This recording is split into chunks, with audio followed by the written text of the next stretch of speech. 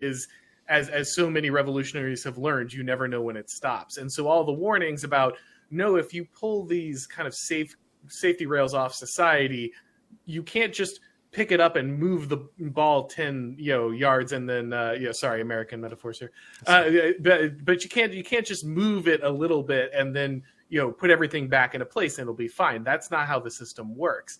And this is a really interesting thing I think Nick Land talks about. He talks about how kind of you have the cultural guardrails, and once they're gone, this thing just sweeps. It necessarily, by requirement, becomes a global movement. It dissolves all of these things. There's nothing, once those traditional kind of barriers are out of place, there is no just stopping the revolution right after you get, oh, we got these human rights, we like these a bunch, and we're just going to stop right here. Everybody's cool with these, right?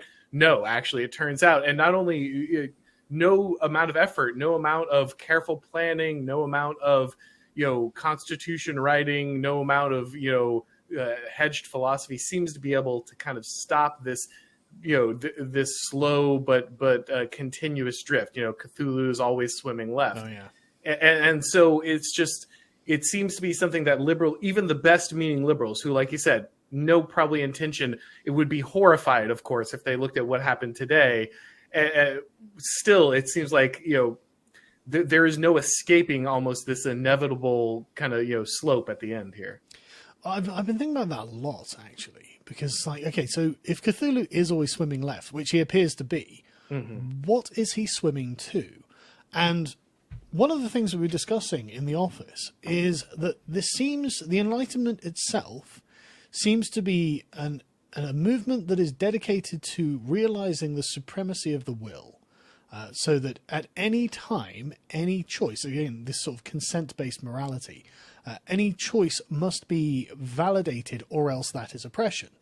And that means that we essentially can't really do with any human interaction, because if you need everyone to validate you at all times, well, and any infraction upon that is a form of oppression and a violation of your rights, then eventually you're going to have the entire world blocked, basically, lest any of them contradict what you believe about yourself at that given time. And so this seems to be an absurdity, obviously, but it also seems to be evil, frankly. It seems to be weird and bizarre and evil, and a way of essentially trying to liberate our consciousness from our own bodies. And that seems to be where progressivism is at this point. And of course, this is absurd. This is just ridiculous. Your consciousness is a product of your body. You can't liberate it from your body. You're not being oppressed by your physical form, as much as I hate to tell you this, progressives.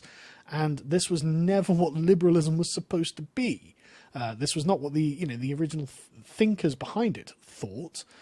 They had limits. But as you're saying, there is no end to human rights. Human rights will eventually encompass absolutely everything a person has an inclination towards. Well, and I think the other inevitable and really interesting consequence of this is that it requires infinite growth of the state. Liberalism actually ensures infinite growth of the state, because if everyone has a right to not be infringed on by every other individual, then you'll need the state to mediate every interaction. Like you say, you'll have the whole world block, and who will be blocking them? Functionally the state, right? Yeah. Exactly. Yeah. And just a quick aside there as well. This shows us the clear break between English and French liberalism as well, because English liberalism is predicated on Christianity, as you obviously know. The English view is that your rights are inherent in you by God, and so there are actually quite a narrow range of rights that the English liberals thought that you had. Of course, the French liberals, because of Rousseau specifically, decided, and he is very explicit about this in the Social Contract, whereas you had people like Hobbes and Locke who are like, well, we will sacrifice a portion of our natural rights in order to enter into society and to protect our private property and our persons, right? This is very clear. Locke's very straightforward about this, and it's a sensible doctrine. You can see why people bought it. It's like, yeah, I do have natural rights. I can say what I like. I can move how I like. I can build something if I want. These are my natural rights. And that was what Locke was thinking. Okay, well, the state should protect that, and the what you sacrifice is your ability to harm someone else or deprive them of their natural rights. These are very circumscribed. It's a very particular and narrow doctrine of what you have a right to. But that's because Locke believed that God had given you these rights, and the state was created by us merely to protect them. Well, Rousseau actually says, no, we're going to exchange our natural rights for civil rights.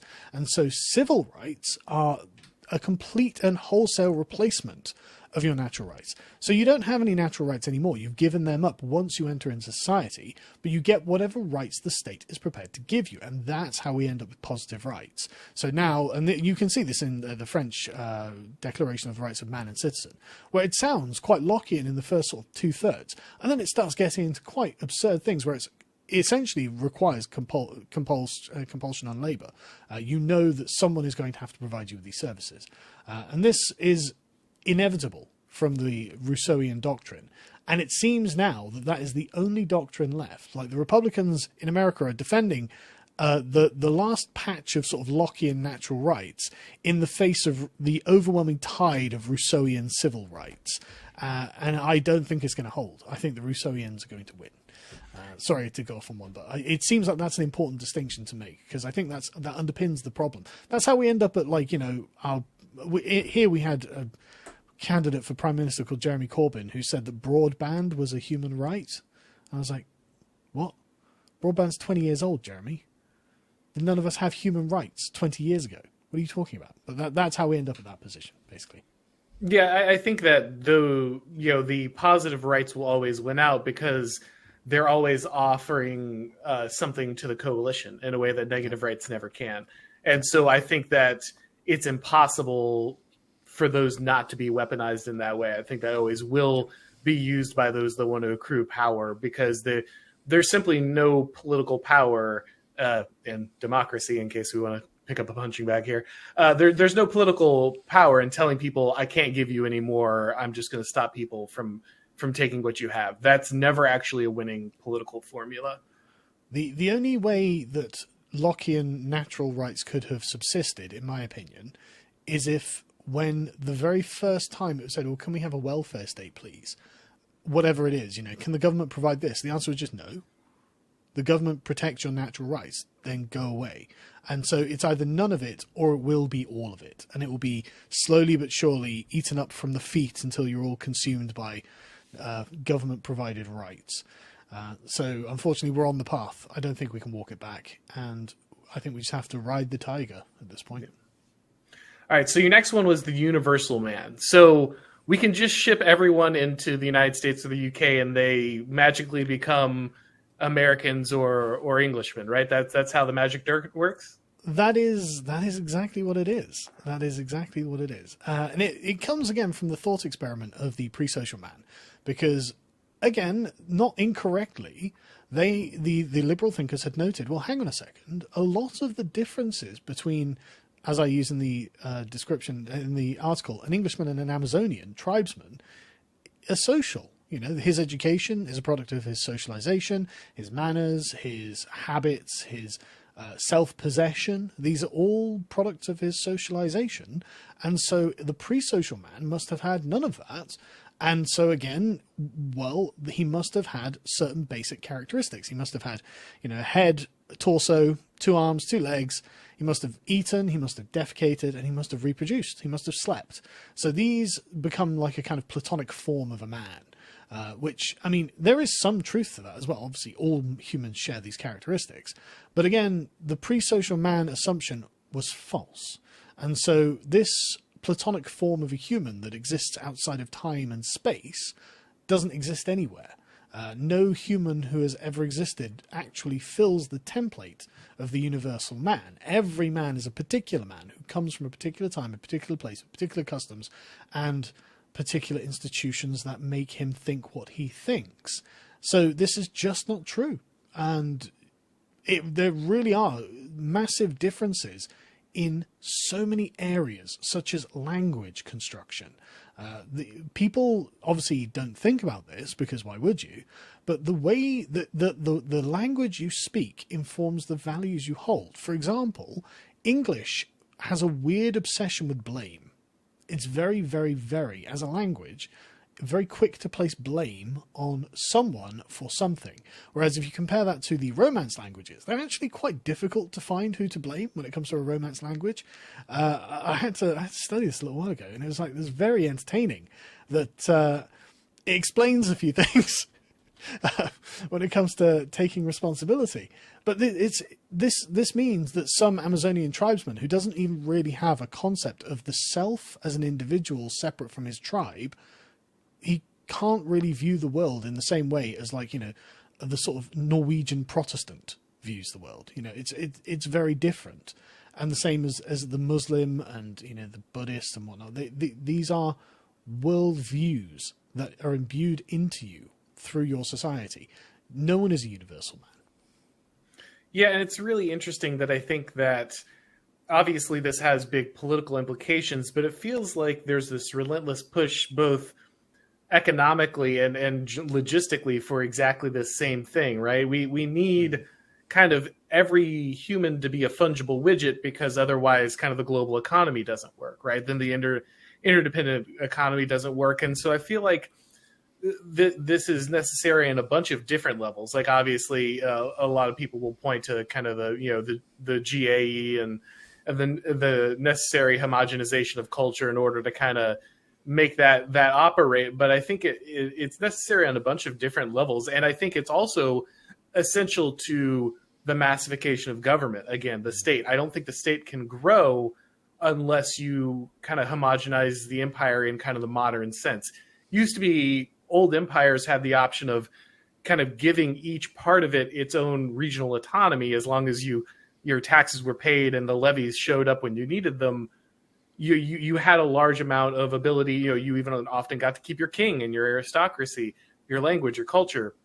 But because of the necessity of mass production and the ability to kind of wield that consumer and military base, I feel like it's necessary for every part of the empire to now become that one, you know, unified mass, that one same man across every possible kind of part of the world. I think this is a product of the gays' liberal origins, to be honest, because they're entirely materialistic. It doesn't recognize that you could have spiritual differences between groups of people, and so it can't help but homogenize because it's blind to those non-homogeneous characteristics. And so you're going to get McDonald's all over the planet. And the thing is, if it's got one strength, and it is very strong in this area, it's good at making your life comfortable. It's very, very good at producing a world that is actually desirable to live in from people who don't already live in this world. It's immediate satisfaction for a lot of things, lots of creature comforts, lots of pleasures, lots of relaxation and free time and personal freedom for whatever that's worth these days. And so another thing is we have to recognize the strengths of this system, and that's one of them. Productivity is a huge strength in this system, and it is good at distributing goods as well. You know, it's actually very good at making sure the poorest in society get access to those things that are also enjoyed by the richest. Things like smartphones, laptops, computers, the internet. You know, all of these sorts of things. You know, nice food. You know, like even if you're very poor, you know, once a month you could get yourself a nice steak or something. You know, you can save a couple of pounds or dollars, and maybe not now actually, given the way inflation is. But before Biden started destroying the world's economy, even poor people could, on occasion, get themselves treats, you know, and get themselves access to those things. And that is a very, very prominent strength of the global American empire. But sorry, yeah. Go on. No, I was just going to say, yeah, that's true, though. Do remember that things like having a family are much harder than poor people who are able to have families. So it is good at providing a certain style of affluence, but only in particular areas, arguably the ones that are least important to human well-being. Only in material areas. Yeah, that's the thing. Right. You know, when it comes to anything personal or spiritual, anything non-fungible, frankly, the materialist lens has nothing to say and can only destroy. and doesn't understand why it's bad to destroy. And I'm someone who has a family, so I'm lucky enough to have managed to caught the boat on that one. But there are lots of people who I think genuinely do want families and will never have them because of what has been the kind of person who has been produced. Like believe it or not, many of the Frankfurt School criticisms of liberalism are very valid, and the kind of people who are being produced now are people on both the side of the men and women who aren't really worthy and aren't capable of achieving that which they actually want. And it's not their fault, and I don't know how they can be taught to escape it either. But you see this in the way that young men talk about how young women talk about them. Everything is a transaction with young women to young men these days. There's no romance. There's no one special person who makes you feel a certain way. And I think that's terribly sad. I'm honestly very, very sympathetic to young men and young women, but particularly the young men, because the power is definitely within the young women's hands here. It's not young men opening the OnlyFans and becoming millionaires at 20 years old or anything like that. The young men have still got to slog, but there isn't even the promise of the family at the end of it now. So it's genuinely tragic. Yeah, this is what C.S. Lewis predicted in The Abolition of Man, right? He said, I'm still not reading it. I'm still not reading it. You must. I will. Hang on. The only reason I'm not reading it is because I don't want him to colour my thinking on this, because I've been going down a particular intellectual route. I want to get to the end of it and form my own conclusion, because I've had like spoilers for it from people, and I've been like, yeah, okay, well that's true. That's obviously true. And C.S. Lewis is clearly a very intelligent man, so I'm going to do it at the end just to see how I came out. Right. Basically, make the journey yourself, and then compare notes once you're at the end there. Yeah, fair enough. Well, then I won't spoil it for you, but I do want to stop there on something you mentioned that I think is important. It is important for people to recognize, which is the strengths of the system we live under, because it's super easy to get trapped in that critical mindset, picking apart all the weaknesses. But this thing didn't conquer the world for no reason, right? Like that's not how this works. And so I do think it's really important to understand, like you said, whatever moves forward will be post-liberal, and people will assume the strengths of the system are inherent in humanity in the same way people assume the strengths of Christendom were inherent and made that mistake once they moved beyond it and didn't understand why it fell apart. So that's a really important thing as you're looking at that transition, that handoff from kind of one civilizational kind of meta definition to another. Like, not to make the assumption that the things that were good about your society will just perpetuate into the future because they happen to be there at the beginning. If you're going to rip out the foundations, you're going to lose some of those things as well. And to be clear, right, I have no idea what the solution is going to be to the current woes. It's very clear that birth creation this point. Now, that as soon as you mention that, it makes it sound like, oh, you're against women having rights, or you're against people having some sort of agency over their pregnancy or something like that. It's like, no. But I think women have to understand that they occupy a position on this civilizational continuum as well. As men would, if we were invaded by the Germans tomorrow, I would feel an obligation to pick up a rifle, go and join the army and say, what can I do, right? Well, women have to start feeling that same obligation to the next generation. You have to say, well, look, I have a womb and I produce children because I am a woman. What can I do? What are my obligations here? And you can say, well, I don't have any obligations at all. It's like, okay, you will. You'll eventually realize when you are 80 years old in a nursing home and you're being abused by a foreign carer, you're wondering, well, where are my kids? You don't have any kids. Or why aren't I being treated by people whose language I at least understand? It's like, because they didn't have children either. And so we've had to bring in foreigners to replace them in order so that you can be taken care of in your dotage. Maybe you would then, at that point, you'll be like, maybe I did have an obligation. Maybe there was some obligation civilizationally on me to do something here. Because it's just, the fact is, if women don't have children, we don't have a civilization. So essentially, women have to accept they have an obligation in this regard. It was imposed on them by nature, and there's nothing they can do about it. And without that, we all die. The whole thing collapses. Our civilization is over. And that'd be a really, I think, tragic thing. Or you can coom yourself into an early grave, never having any children, and say, well, not my problem. And it's like, you know, you've got to make the choice, ladies. You've got to make the choice. And young men will do whatever it is you choose. You know, if you choose OnlyFans, young men will go to OnlyFans. If you choose marriage, young men will get married. Prove me wrong. Well, I think, unfortunately, I think Spangler is right about this. He said that, you know, basically once a civilization has talked about whether or not to have children, that ship has sailed. Like once it's become something that's part of the will as opposed to something that's part of nature, they'll never actually wholesale return back to that kind of natural procreation.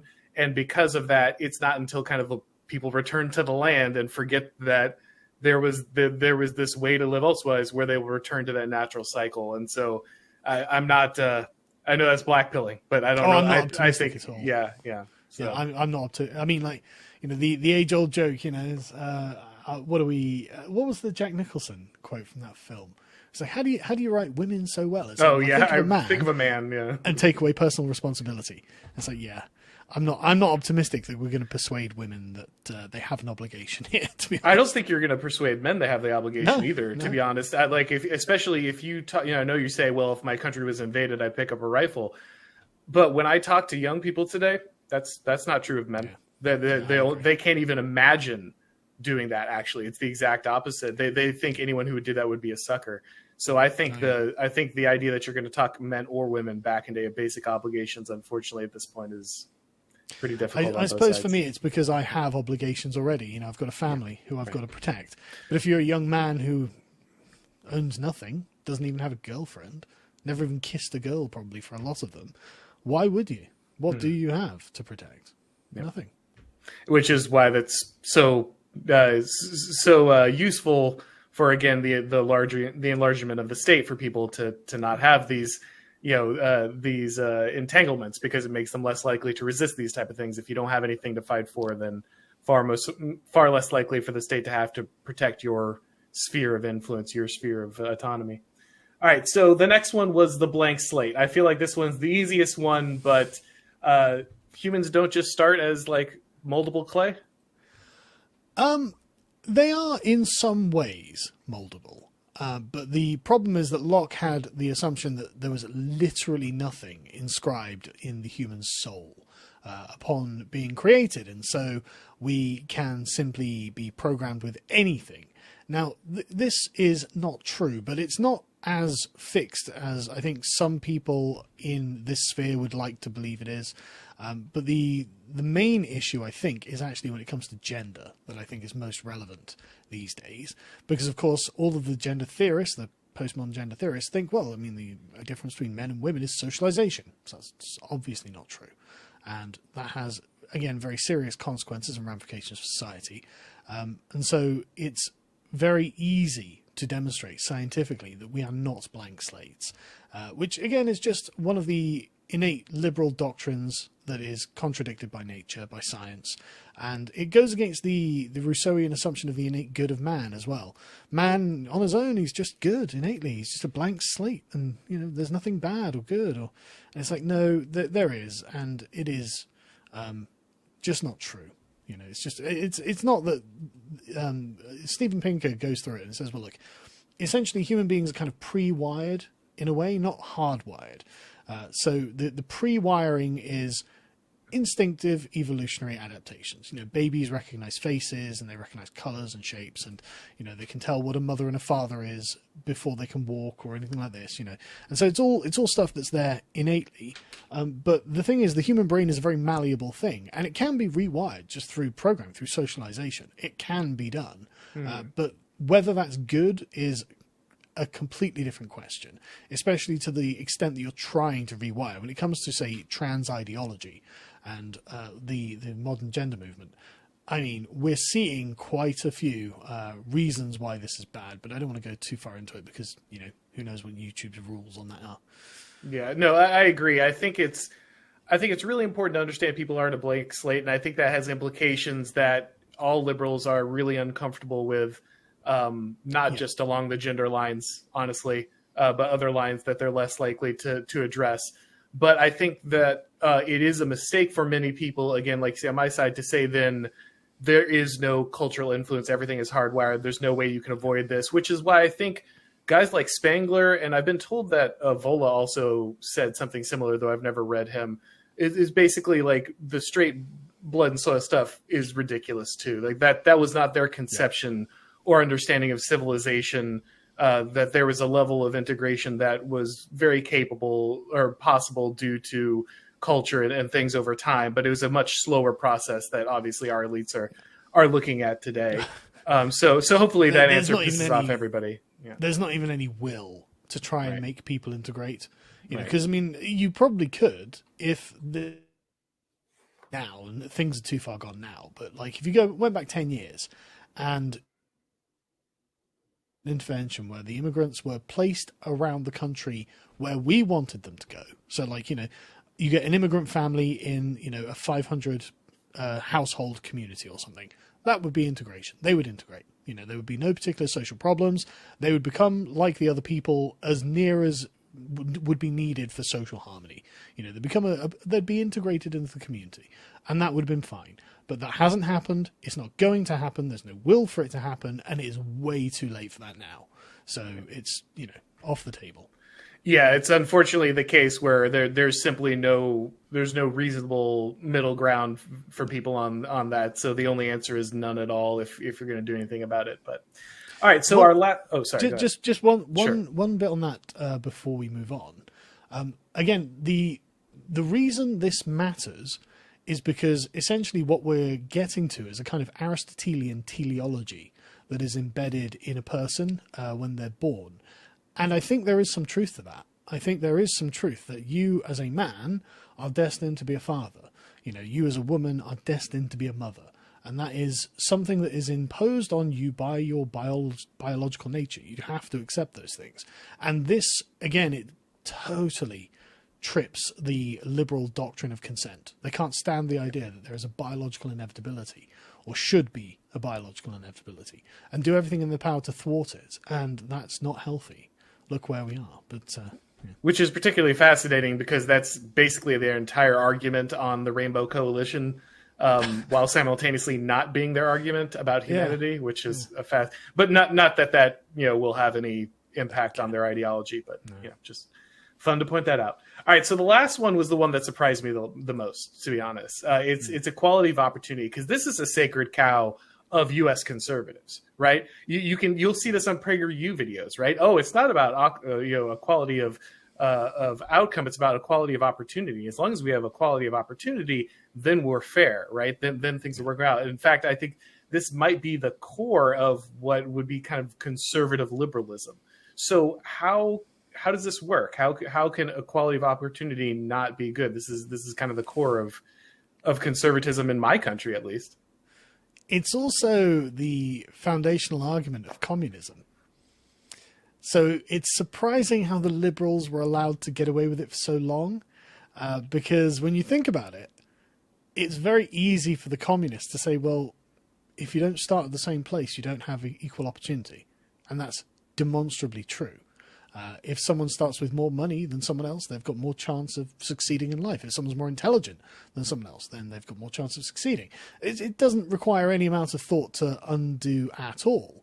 And I think I was citing in there Robert Nozick, who laid out the argument very, very effectively, saying, well, look, this ends up as communism, whether you like it or not, because the liberal doesn't really want what the communists would dogmatically call equality of opportunity, because again, that does actually imply equality of outcome and a resetting of every person to zero when they're born, right? So each person, essentially it would be kind of Brave New World style, where a person was produced by the state into a particular kind of circumstance and everyone else would be put into that circumstance, and then they would have their opportunity from that point. And that's of course not really what liberals or classical liberals like the Republicans are arguing.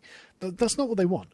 What they want is equality of process. They want the same rules to apply to everyone going forward, and that's very reasonable. That's a very reasonable thing. But they frame it in a way that the communists can just cut the legs out from under it really easily by saying, well, we don't have equality of opportunity. Once again, liberalism is making promises it can't deliver. Once again, you have failed. How have you done? And so the classical liberals very much just fall over their own feet on this one, because they are presenting something that's very, very reasonable and very appealing. You know, why should someone be artificially held back because they're black or they're white or they're male or they're female or whatever it is? You know, it doesn't feel fair to the majority of people, but they formulate it in just the worst way. And so the formulation would be equality of process, if that's what you're looking for. I think. Where was I going with that? I had something that I lost it in my brain there for a second. I think that one of the big problems is that the system, what they want is a system where no one is ruled. What they want is a system where once we properly kind of set up this Rube Goldberg machine and we get it running, we don't really have to defer to those in charge, because we'll be ruled by like an equal system that will always treat people the same. And like you said, the equality of the process, right? And once it's an equal process that rules us, we're no longer subject to kind of the discretion of people. But I don't think that ever really works, because the machine is always operated by someone. At the end of the day, the rules are being applied, interpreted, understood by someone.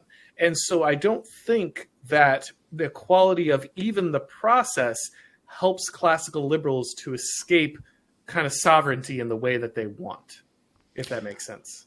I don't think that at least the English classical liberals would agree that that's what they're looking for. The French ones, I would say, are, and of course we're in the French paradigm now, so that wins the day.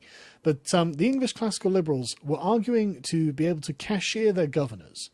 So they appreciate that they're going to be governed by someone, obviously. You know, they're not lunatics. But they wish for the power to remove a governor if he is arbitrary or despotic or in some way inappropriate in his station, which, again, is not an unfair thing to demand. So, again, this is the strength of liberalism comes from these fair demands. But as you say, you can end up in a framework where it's like, well, isn't every man a king? Isn't every man the sovereign of his mind? It's like, okay, yeah, maybe. But we also live in the real world, and we're not going to liberate the will from the body, you know, so too bad. I don't need to learn your pronouns. Shut up. So you are right. It can end up in this place. But I do think that there is a genuinely good argument for a fairness of process.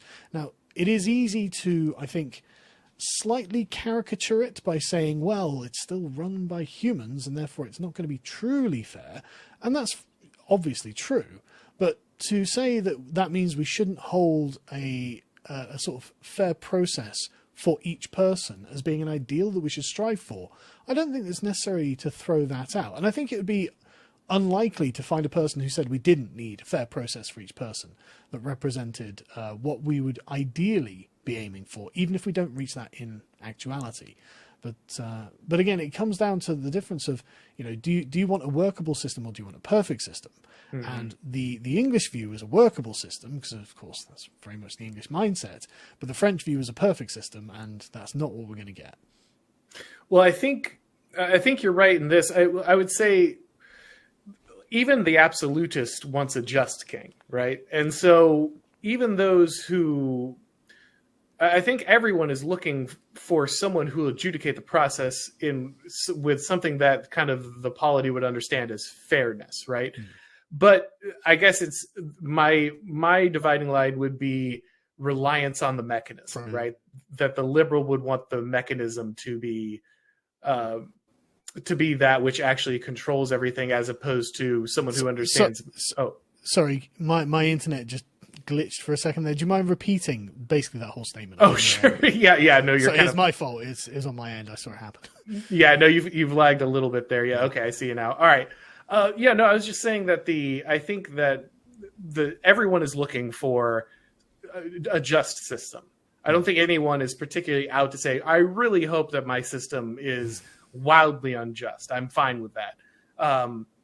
I think it's where the emphasis is placed on how justice will be achieved. And I think the problem with liberalism, at least certainly in its modern incarnation, perhaps not, a while back, but at the founding, but even then, maybe its problem is the trust it places solely in the system and its emphasis on creating the properly balanced system that will remove the arbitrary will of the ruler from the system.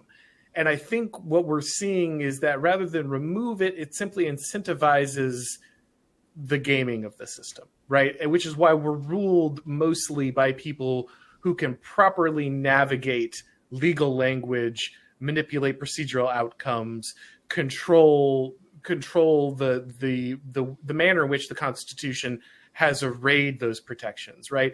We're ruled by foxes who are able to kind of outmaneuver that language, right? So I think some of this is every system breaks down eventually.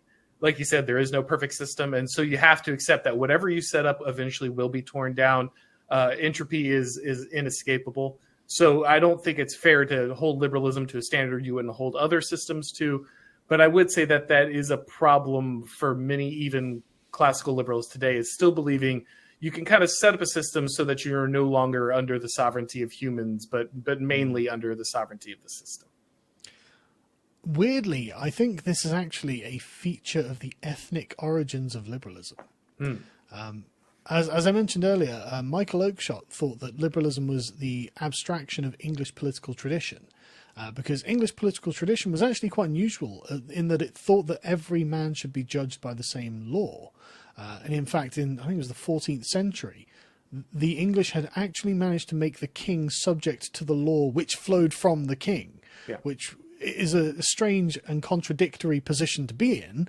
But it also meant that you had a kind of faith in the way things would work. It was not unreasonable to expect the king to be operating in good faith, because essentially the threat of a civil war would underpin it. And this had happened, of course, in the Barons' Revolt prior. And this is a strain of goodwill that underpinned English political life. It was expected that you were living in the same country together, and England being a small country anyway, made it easy for people to say, well, look, we live together, we're supposed to have, Christian compassion for our brothers. We all are from the same place. It was a very, very ethnically homogenous place as well. And so it was very easy for these assumptions to just go unthought of. It was, of course, we all live together. Of course, we're all Englishmen. Of course, we all want to follow the same rules. Of course, that's the fair way to do it. Of course, there wasn't really that much thought that had to go into it because it was intuitively correct. And you can even see this in like the medieval ballads of Robin Hood, where the same ethos is present. But this is a very particular and very English ethos, and is not something that is universal to mankind. It's not even universal to Europeans. It's not universal. The Scots don't believe this. The Irish don't believe this. It's a very English pathology in many ways. And so when the doctrine of liberalism is abstracted away from the English, and this is the especially Rousseau, and Montesquieu as well, they're very jealous of the English political traditions because England was a stable and safe, prosperous place. It had good economy, it had good political stability, it was strong, it was expanding, and it was clearly a product of the institutions that had built up over many centuries. You can't just take that and replicate it somewhere else and expect it to work in the same way, because the people are shaped by the institutions. They're shaped by the common culture. They're shaped by the common understanding of trust in one another. Very high trust societies. And the thing is, look at the early Americas. Look at early American Republic.